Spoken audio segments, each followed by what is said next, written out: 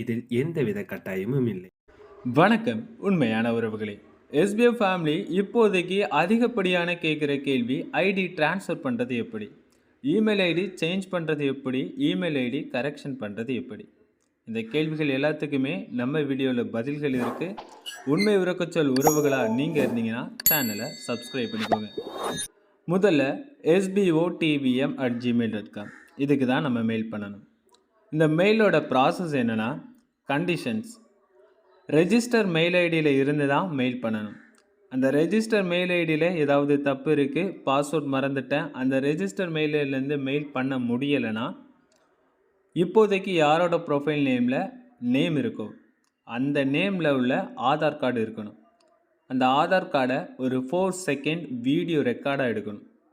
இதுதான் மெயில் இருக்கிறவங்களுக்கு ப்ராப்ளம் இல்லை, மெயில் இல்லாதவங்களுக்கு இதுதான், இந்த ப்ரூஃப் இருக்கணும்.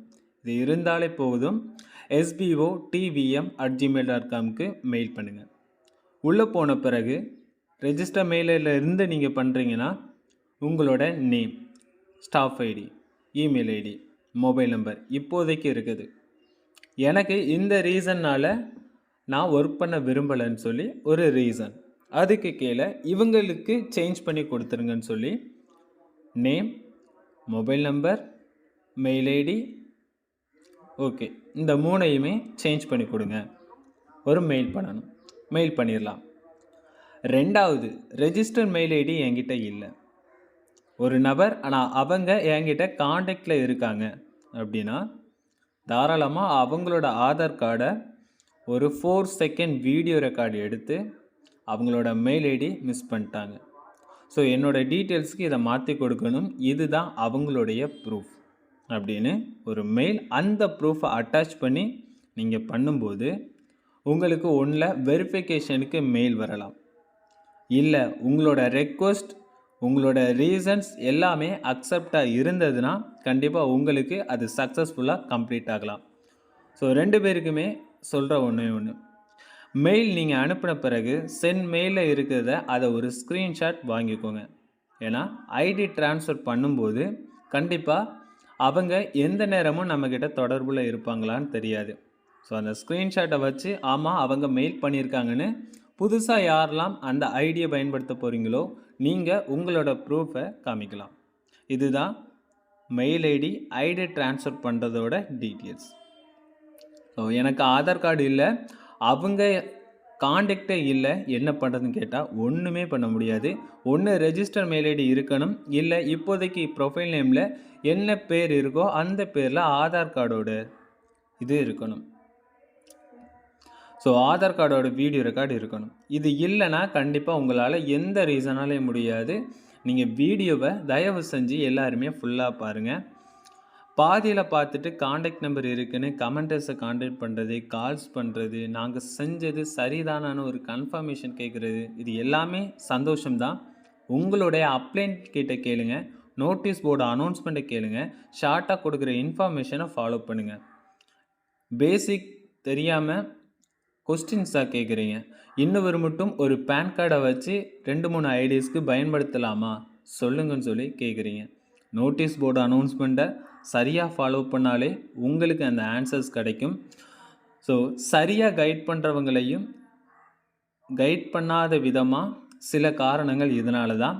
நல்ல கேள்விகள் 10 வந்தாலும் 90 கேள்விகள் அது தேவையில்லாத கேள்விகளாக தான் வருது, திரும்ப திரும்ப சொல்கிற பதில்களாக தான் வருது. ஸோ அதனால் நல்ல ஒரு கைட் பண்ணுற யாரையுமே நீங்கள் மிஸ் பண்ணாதீங்க உங்களுடைய கேள்விகள்னால்.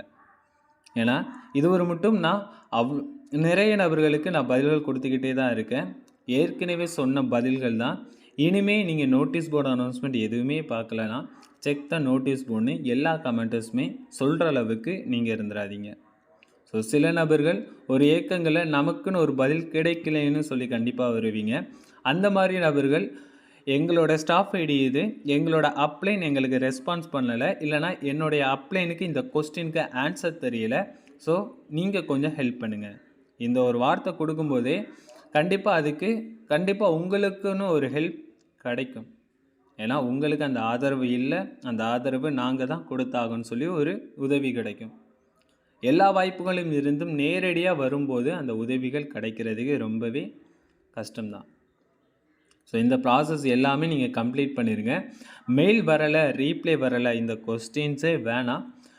எஸ்பிஓ நோட்டீஸ் போர்டு அனௌன்ஸ்மெண்ட்டில் கண்டிப்பாக இதை பற்றி ஏதாவது ஒரு இன்ஃபர்மேஷன் வந்தால் இப்போதைக்கு எல்லாருமே எஸ்பிஓ பிவிடி எல்டிடி official@gmail.comக்கு ப்ரொஃபைல் அப்டேட் பண்ணிடுங்க, பேங்க் டீட்டெயில் அப்டேட் பண்ணிடுங்க, சோஷியல் மீடியா ஐடி க்ரியேட் பண்ணிடுங்க, இந்த மெயில் ஐடிக்கு மெயில் பண்ணிடுங்க.